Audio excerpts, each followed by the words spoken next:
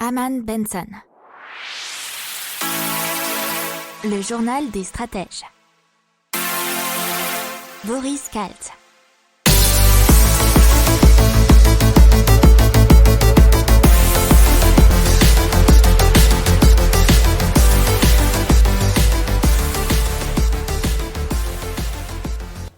Bonjour à tous et bienvenue dans le journal des stratèges. Vous écoutez le numéro 28 du mardi 19 janvier 2021.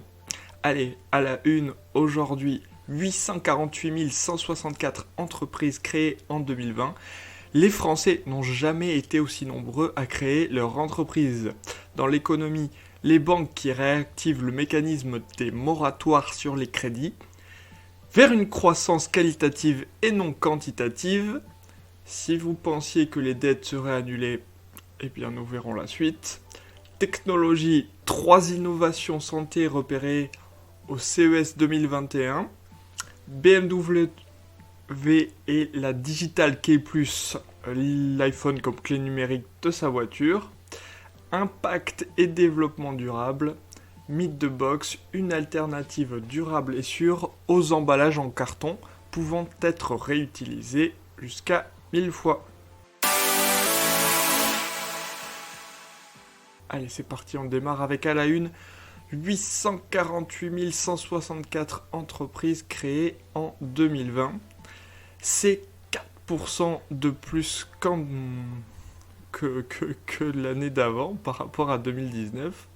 Et donc pour l'année 2020, c'est 848 164 entreprises. Et en 2019, c'était 815 257. Alors 5,6% du nombre des entreprises individuelles, ça représente, 5,6% du nombre des entreprises individuelles, passé de 596 831 à 630 110. C'est le secteur transport et entreposage qui a connu la plus forte hausse l'an dernier, de 21,7%, et c'est en partie grâce à les livraisons à domicile de marchandises ou de repas qui ont eu un vrai boom. Les créations d'entreprises progressent aussi de 10,3% dans les activités immobilières et de 5,2% dans l'industrie. Bémol pour le mois de décembre 2020, le nombre de créations d'entreprises a fléchi de 4,2% par rapport à novembre. Et les baisses les plus fortes sont notamment transport et entreposage, moins 10,7%, et la création dans l'industrie est de plus 13%. On passe à l'économie et les banques qui réactivent le mécanisme des moratoires sur les crédits.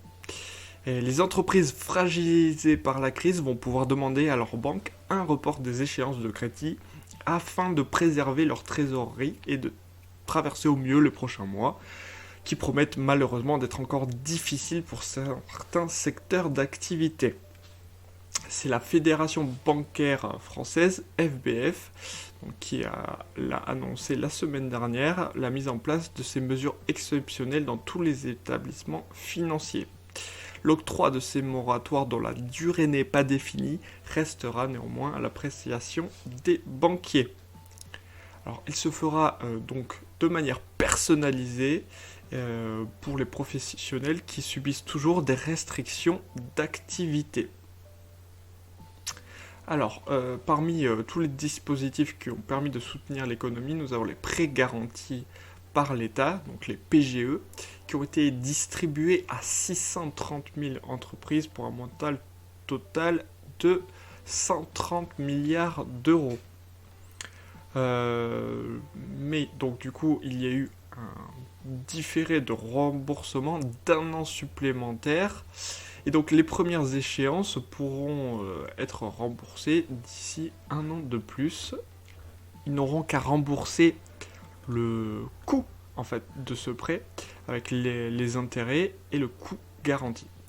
Les entreprises qui en feront la demande donc pourront bénéficier au total de 2 années blanches avant de commencer à rembourser ce crédit.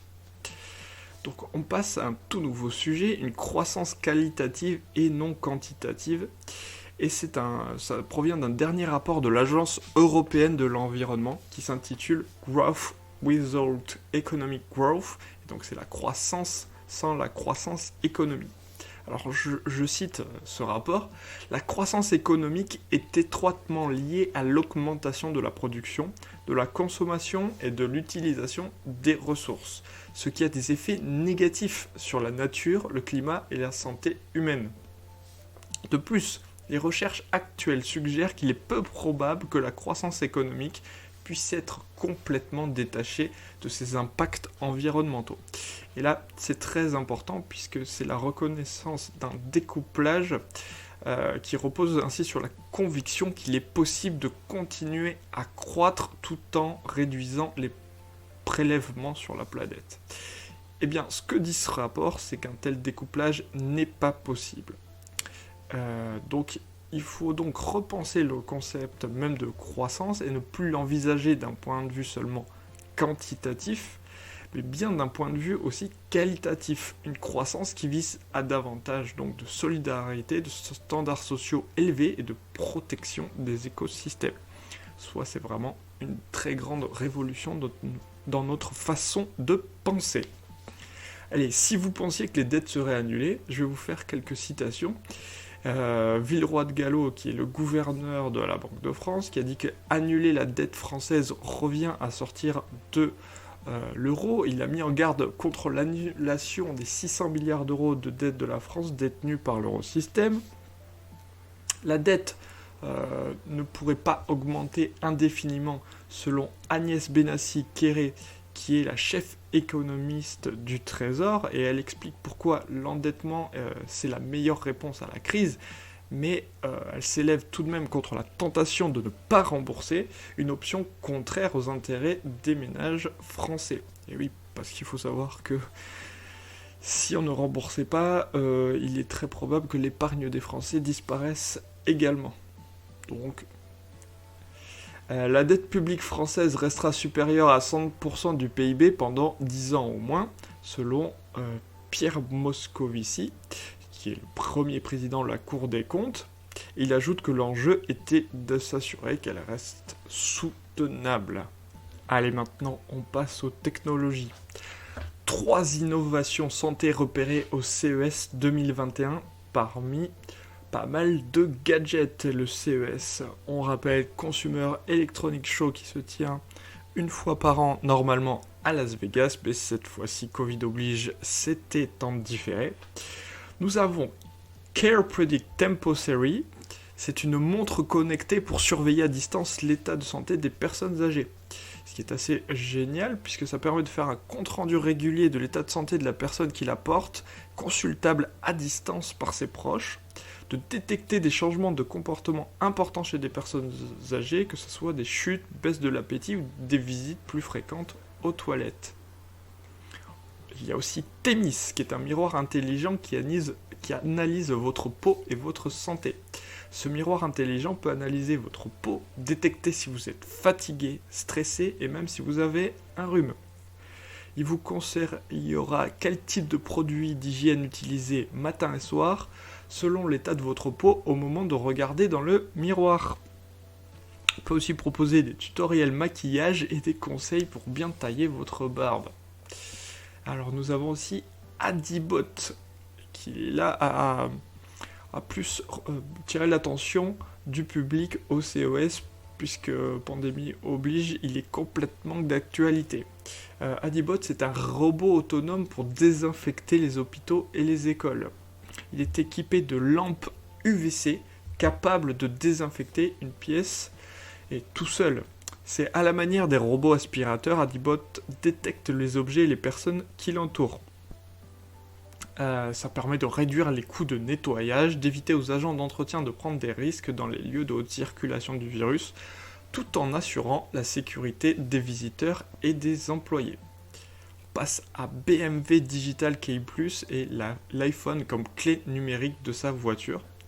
C'est une technologie de l'Ultra Wideband, UWB, que l'on retrouve notamment sur la puce U1 des iPhone 11, 12 et de l'Apple Watch 6. Alors, l'UWB est un protocole de communication sans fil à courte portée de très haute fréquence, caractérisé par une localisation extrêmement plus précise que le Bluetooth ou le Wi-Fi. C'est une technologie économe en consommation d'énergie également. Et donc, grâce à cette techno, plus besoin de sortir son iPhone de sa poche ou de sa sac à main, ni de présenter l'Apple Watch devant la serrure, c'est automatique. Et donc, cette clé numérique est susceptible de devenir la nouvelle norme 3.0 de la CCC. Ce sera d'abord lancé sur le BMW iX, le SUV 100% électrique issu du concept Vision e-Next. Allez, on termine avec l'impact et le développement durable. Meet the Box, une alternative durable et sûre aux emballages en carton pouvant être réutilisés 1000 fois. Alors c'est Living Packets, une marque berlinoise qui a conçu une solution ingénieuse pour réduire les déchets liés au transport. C'est une alternative aux boîtes en carton qui est appelée The Box, qui fait à peu près la taille de 2 boîtes à chaussures et peut être utilisée pour expédier pas mal de marchandises différentes. Et apparemment, elle peut être pliée aussi à plat. Ce qui est super intéressant, c'est qu'elle est équipée d'un GPS qui permet à l'expéditeur récepteur de suivre le colis du point A au point B et partout grâce à une application dédiée sur un appareil intelligent. La Living Packets Box, elle est pour l'instant en phase test avec des entreprises partenaires. Mais pour garantir la sécurité des produits, la boîte elle contient des capteurs de température et des capteurs de choc. Il est prévu apparemment d'inclure à l'avenir une caméra à l'intérieur. La société souhaite tout de même maintenir les coûts aussi bas que ceux des emballages traditionnels en carton. À la fin de son cycle de vie, la boîte sera réparée et remise à neuf pour être utilisée 1000 fois de plus. Apparemment, le concept c'est d'éliminer jusqu'à 90% des émissions de dioxyde de carbone. La boîte est dotée d'un mécanisme de maintien à l'intérieur. Le plastique à bulles d'air polystyrène, qui sont utilisés pour maintenir les produits à l'intérieur de la boîte d'emballage, sont donc totalement éliminés. Voilà, c'est tout pour aujourd'hui. Je vous souhaite une excellente journée et je vous dis à demain. Ciao.